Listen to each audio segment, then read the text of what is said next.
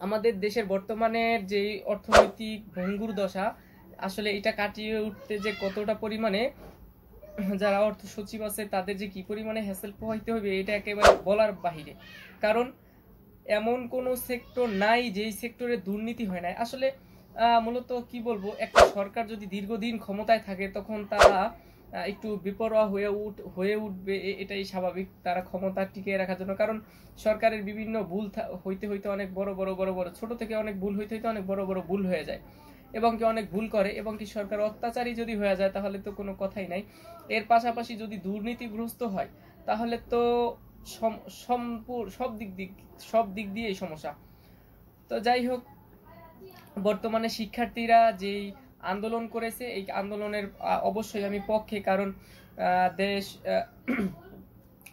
দেশের যেই পরিস্থিতি চলতেছিল সেই পরিস্থিতি বলা চলে এক প্রকারের এরকম ভাবে চলতে থাকলে আমরা অদূর ভবিষ্যতে আমাদের দেশের অর্থনীতি এবং আমাদের দেশের নিয়ম কানুন সুশৃঙ্খলা, আমাদের দেশে সমস্ত কিছু ভেঙে পড়তো।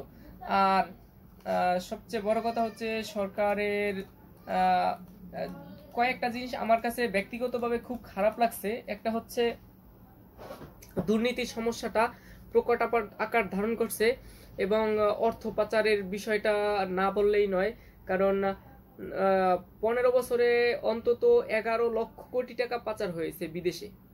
11 লক্ষ কোটি টাকা, যা দিয়ে 35টা পদ্মা সেতু করা সম্ভব। এবং কি